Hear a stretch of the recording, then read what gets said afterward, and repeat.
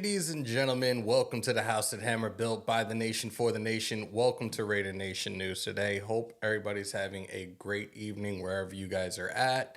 Y'all know the routine when you come on in, and if you don't, first timers, don't let it be your last. Break them thumbs, hit them subs, smash the bell to stay up to date with all your Raiders news, rumors, updates, live streams, and reactions.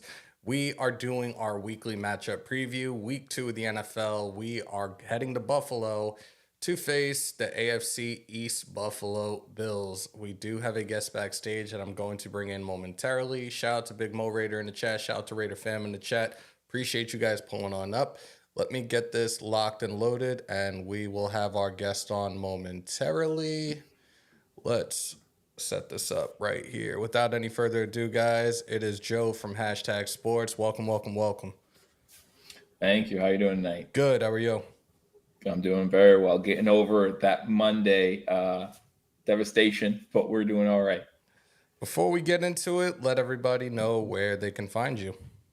Absolutely, yeah. So my name's Joe. I'm a member of Hashtag Sports. There's 4 of us that get on there almost daily, actually, trying to get content. And you can find us at Hashtag Sports on YouTube, TikTok, Instagram, all that good stuff. This Sunday, I'll be live streaming the game, play-by-play and reaction. I always have a good time doing that. So if you're a Raiders fan, I know you were in there watching a little bit of the game we did Monday. I try to do it fairly and, give a good perspective of the game. But, yeah, definitely welcome to join me at any point. Absolutely. I did actually do live play-by-play of your guys' playoff game last year, and wasn't really excited with the results. Like, look, No. Josh Allen is a guy that I do respect as a quarterback. He's facing us now, so not so much. And also, you guys have a beast on that defensive line in Ed Oliver that was a guy that I had on my radar back in 2019, and for some strange ass reason, we decided to take Cleve Farrell instead, which I still beat my head against the wall at least once a day when I think about that. The dude just got a contract extension. He's worth every penny. I just feel horrible that he's not playing for us. Yeah, it's actually when you drafted Farrell. I mean, I remember that. I remember where I was when you drafted Farrell, or when the Raiders drafted Farrell. Like, I knew we were getting out. I was like, awesome. Like, he's falling on our laps then, because like that was like a couple of hurdles. That was like the Raiders. So that's one hurdle we have to pass. And then we did, because I mean, you guys went completely out of left field there and went to Farrell. We're like, okay, well, there you go. So it wasn't too bad for me. I'm not actually out of the 4 of us and many others. I'm not as high on Oliver as a lot of other people. When the Bills made the decision to get rid of Tremaine Edmonds and extend Ed Oliver, we knew that was coming. You had to pick one or the other. I'm not sure if they went the right way, but that's also part of me saying that Tremaine Edmonds is still like 20 years old. So like you still have a lot of play left in Tremaine Edmonds. And we see, watching some of the Bills games, or the Bills game already, like middle linebacker is a huge concern. Yeah. Going into this matchup, like, you have a quarterback in Jimmy Garoppolo, who a lot of people were skeptical about going into the start of the season. This past weekend had a completion percentage of 79.6%, QBR of 107, 1 interception, which was a bit of a tip drill, and he owned up for that, but he wasn't sacked once. On the other side of things, you have Josh Allen, who had a total of 4 turnovers. He did have that one fumble that he did recover, but is this a result of the coaching? Is this a result of the loss of Brian Dable? Because I feel like we were seeing a lot of this last year with Buffalo, and it seems like you have a lot of weapons on offense, but now it just looks like a downward spiral right now for that offense with Josh Allen at the helm. So I think it has a lot to do with the offensive coordinator, but also has to just do with Josh Allen. You think back to his college days, even his high school days. One reason why he wasn't getting Division 1A looks was because of his inaccuracy and his willingness to take over a game, which has come to great joy to a lot of Bills fans a lot of time, including myself. I mean, you think about some of the games where he just took the team on his shoulders and said, I got this. Now, what was great about Brian Dable was he was able to kind of reel that in a little bit, right? He had Josh Allen kind of under his wing saying, hey, this is when we need you to take over the team. This is when we need you to kind of trust your running attack, trust your running or wide receivers. And now it's trust Dalton Kincaid, a guy who we got in the first round. So there's no longer that excuse of weapons. And our current offensive coordinator, we gave him last year and said, okay, it was your first year, but we really need to get this under wraps now. And we saw week one, it just hasn't happened yet. Now, will that develop later? Maybe, but that's what year one was supposed to be. So hopefully it gets better. But since 2018, Josh Allen's led the league in interceptions or in turnovers total. We've always known he has a fumble problem. This is Josh Allen. This is who he is. It like just appears like the one thing that this team did not really look at this offseason, and a lot of names were thrown around with these Mm-hmm. destinations for Buffalo. What is up with the running back position? Is this just like a thing that Buffalo as a whole, Buffalo's offense is just phased out? Like running backs just Mm-hmm. don't exist for this Buffalo Bills offense? Yeah, so you look at the running back history since Josh Allen's been there. We had Old Man Gore for a little bit, and he was there just long enough to bring in Devin Singletary, who is now gone and in Houston. And then he was there long enough to bring in Zach Moss, who was a third round draft pick. So we have two third round draft picks after Frank Gore. And now we have Cook, who was another second or third round draft pick. So yeah, I think that the Buffalo Bills, maybe it's not an absent position. It's not something that they're just forgetting about, but they're really hoping to get all that they can out of the draft. And they're not looking in other locations to get that star feature back. When you look at the Dolphins getting Cook, or I'm sorry, the Jets getting Cook in the offseason, you look at the Patriots getting Elliott, and there were a couple of running back names that were out there who it was like, can Buffalo get this guy? And yeah, it just didn't happen. So. So you talked about this, I believe before we went on air, like you were talking about your linebacking core. Now, Mhm. as we went into this season for the Raiders, like I had questions, and the one phase right now for me that I was just like very concerned about was the linebacking core. And Robert Mhm. Spillane and Devon Diablo, I think, played a really good game this past weekend against the Broncos. They definitely held their Sure. own. Diablo now playing middle. He was playing outside from the time he came into the league. He was converted from a safety to a linebacker when he was drafted by us. What Mhm. what what is going on right now, in your opinion, when it comes to Buffalo and their linebacking group? So if you look at the history of Coach McDermott, and for me personally, when we lost, and we talked about this a little bit off air, I believe, like I was more on the re-sign Tremaine Edmonds train than give Ed Oliver a contract extension, even though we knew it had to be one or the other. So they gave Ed Oliver his money. That's fine.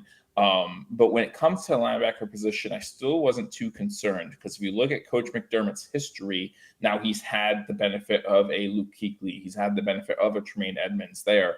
But he's also had years where he hasn't had those guys. And you look back to when he was a defensive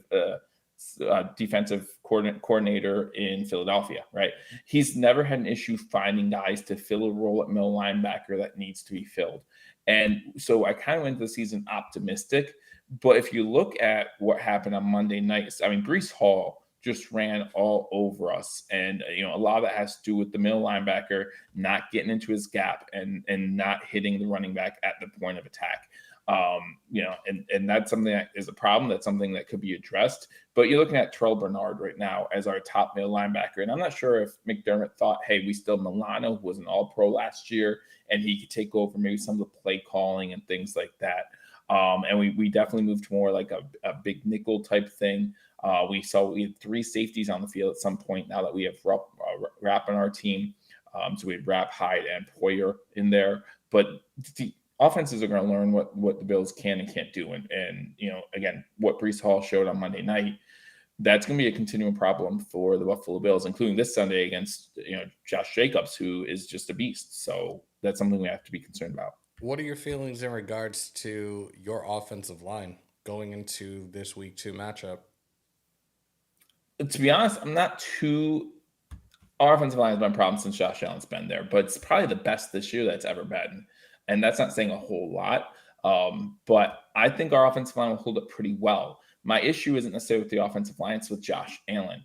Josh Allen has a tendency to hold on to the ball too long, try to make things happen again that really don't need to happen, right? It's almost like Josh Allen got so used to being under pressure his first 2 seasons that even when he has a clean pocket, he's looking to run around just to make something happen. There are times where either A, he has a clean pocket and he just gets frantic early on, or B, you have holes in the running a game and you have a run pass option and he chooses to take it himself. And that's something that Josh Allen needs to learn to do. But again, 7 years into his career, you just don't know if that's going to happen. Now, I do think that this defensive line is a good defensive line. I just don't think it's as good as what we saw Monday night with the Jets. I think the Jets might have the best defensive line in the NFL. I can't disagree with that. We have a lot of young guys on this defensive line, rather, excuse me, including Tyree Wilson. And I know a lot of people are already giving Tyree Wilson flack, like, oh, he was coming off the line way too slow, da da da da da. Like, Mhm. look, this was his first real game, his first full game in the NFL. Like, he's got to get used to the speed. Like, Right. a couple of years ago when Justin Fields was drafted by the Bears, he said, and this was during training camp, if I remember correctly, like, to him that the game is not that fast. Well, he found out real Mhm. quick in his first preseason game when he got his lights knocked out. So it's like Mhm. everybody's got to be patient and let him adjust. Like, Yep. I saw somebody in the comment already that we already messed up on not taking Jalen Carter with that pick and taking Tyree instead. Just be patient right now. Like, I want to give this time to see what happens. I Mhm. love Max. Obviously, Max is our captain. He is a beast on the Mhm. edge for us. We did see some things this past Sunday that a lot of people were questioning into why he was going more to the inside than he normally does. Especially seeing Russell Wilson rolling out, trying to extend plays, whether him running just up to the line to get a pass off or whatever the case may be. But a lot of people Mhm. were questioning that as well, and it was kind of weird. Um, Hold on one sec. Yeah, no problem. I don't know what that was. Um, Oh my goodness. I just lost my train of thought. All right. So I have Dodgers everything in the chat. Um, Dodgers everything is asking Bennett on Diggs or Peters. I do believe, especially with some of the things that we saw the other day, I think we're gonna see Jacorian Bennett more. Um, and look, this is another guy that's gonna be getting his feet wet with one of the elite receivers in the league. Mhm. I see Jacorian Bennett potentially being the guy that stays on Diggs. Peters is probably going to get Gabe Davis, but we shall Mhm. see. This is a matchup that I would really like to see. But what I wanted to ask you was, where do you think this game ultimately can be won this coming weekend? For the Bills or for the Raiders? Obviously, you're a Bills fan, so where? How about both? Where do you think it could be Oh, one? okay. Where do you think it could be one Sure. for the Bills? Where could it be one for the Raiders? Sure. So for the Bills, it has to be one with just those wide receivers. Allen, and then what I'm talking about is Allen needs to get the ball out early and let the wide receivers make plays down the field. You talk about the Raiders defensive line being young. Well, that's a good time to take advantage of that and use your running attack. If you're so sold on James Cook, which in the first half of the Jets game they used James Cook 8 times, and for Bills fans, that's a lot. You're talking about 16 carries if that Right. duplicates in the second half, which it didn't. That's a lot for a Buffalo Bills running back over the last 4 years. Use James Cook. You use your young tight end Dalton Kincaid. There's no reason not to get him out there as well because you talked about you're questioning the linebacker position for the Raiders as well. So I would like to see a lot of short, easy passes, easy completions. We all saw on Monday night what happens when Josh Allen throws the ball deep. I think he was 0 for 4 on throws over 20 yards, and two of those were interceptions. The other one was less than 20 yards.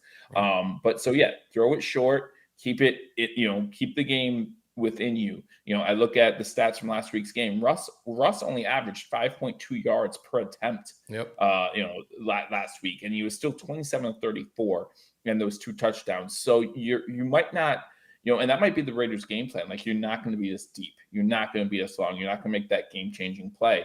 and that's okay. Like that's what Josh Allen's what Bill's team needs to know. As far as for the Raiders side of things, again, you look at what Brees Hall did against the Bills on Monday night. Now, I did see that Josh Jacobs only had 48 rushing yards week one. So that has to be a little bit of concern if I'm a Raiders fan. 19 attempts, only 48 yards.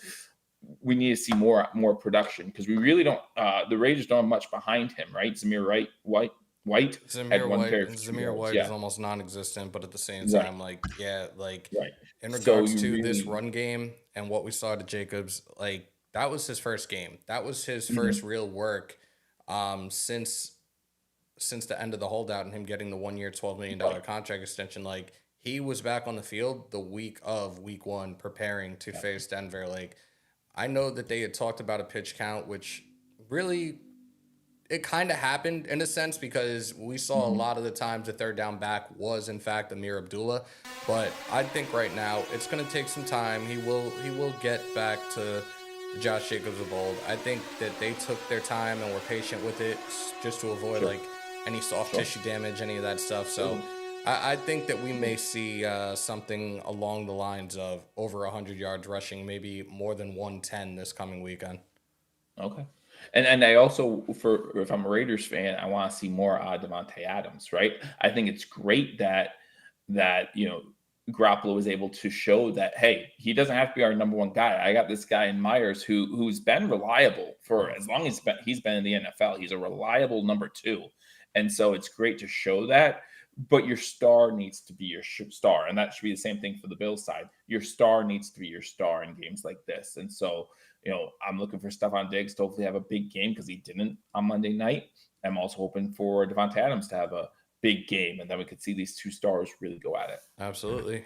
With Tay, like, look, I understood the game plan, and you had Sertain on him, who did a pretty good job in keeping him in check this past Sunday. Myers showed up. He showed out. Two touchdowns. The two touchdown But receptions, but then he got his bell rung on that one hit. And right now he's in concussion protocol. yeah, It's yet to be known if he's going to, in fact, be playing on Sunday. But I definitely want to see Tay get involved a little bit more. I would like to see our tight ends absolutely get involved more. Our rookie mhm, out of Notre Dame, Michael Mayer, like there were some things that could have been better. I don't believe he was targeted, if I remember correctly, but his blocking, which is something he stated a couple of weeks ago in the presser, is the one thing that he really wants to work on and hone that craft. I want to see more out of the tight ends, especially Josh McDaniels' sure, offensive scheme, like you are used to, especially you being a Bills fan. You used to see it all the mhm, time with New England and Aaron mhm, Hernandez, Gronk, yeah, Johnu Smith, Hunter Henry. Like mhm, you would think that he would be back to. You have really solid tight ends right now. You have this young rookie, and then you have a solid receiving and blocking tight end in Austin Hooper. Like they've got to mhm. get them involved a little bit more, especially coming this Sunday. Yeah, absolutely. I mean, one thing that Raiders fans would know a lot about too, like you look at some of the best offenses in the league right now, and they have a marquee tight end, right? You look at the Niners with Kittle, you look at obviously Kansas City with Kelsey, you look at some of the Eagles, all of them have good tight ends, and that's something as a Bills fan, as a Raiders fan, we want to see that go on, and we want to be able to use those tight ends in a role that's not your typical tight end role, and just give linebackers and defensive backs something else to think about, something else to consider in Right. an age where passing is like you look at guys like Tyreek Hill and like the defensive backs have become shorter and faster. Well, now let's get a heavy tight end in there that's gonna take a while to knock down and make them pay for that.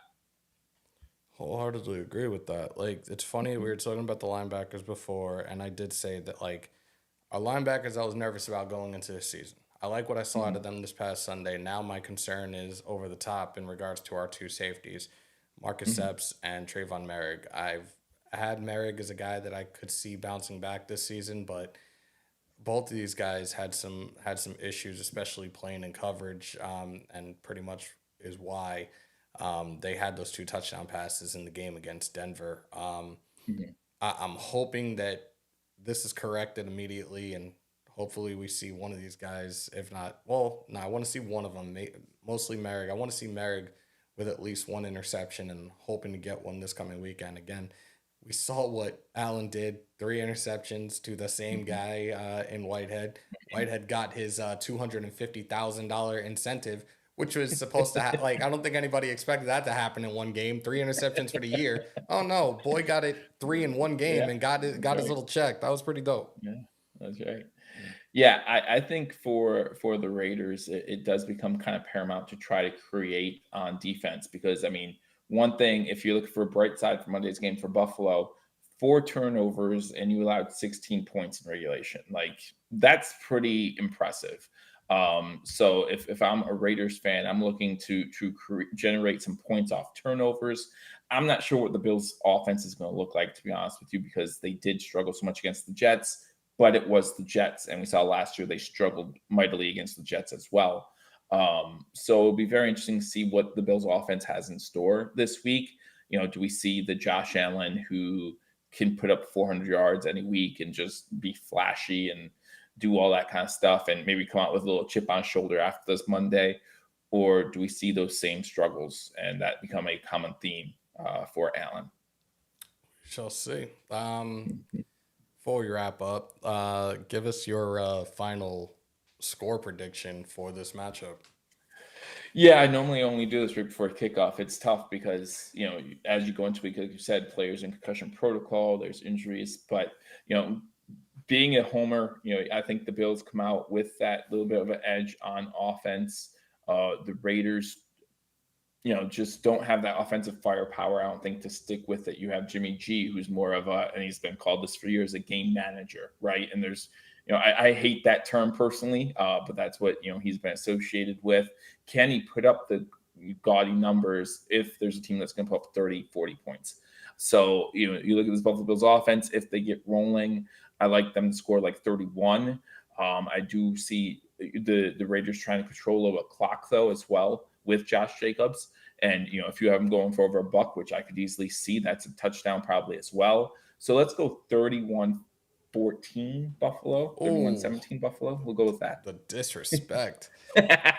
Um, I think that right now the one thing that we do have on our side right now is being able to be on the East Coast and practice and already be adjusted to the time zone Yes. without any issues. For those that don't know, the Raiders have been in West Virginia throughout this week practicing. And I think that'll definitely help. They don't have to worry. They don't have to struggle to wake up. They know where they have to be, when they have to be there. And I think that they're going to be all systems go. Now, we did have the injury report earlier this afternoon. Let me see if I can pull it back up again because I did have it up here before. Where is it? Here we go. So a lot of our guys that did not participate or limited. Devontae Adams with the foot, he was a full participant today. DeAndre Carter, he didn't participate yesterday, but he was limited with that knee. Jimmy Garoppolo was a full participant after being limited with the ankle on yesterday, rather. Chandler Jones, dude, is probably not going to be around for a while due to personal issues. So he's probably going to be out on Sunday. Jordan Meredith with the calf, he didn't participate. Trayvon Merrick was a full participant today. Jermaine Illuminor, who was not listed yesterday, but was listed today with an ankle, is limited.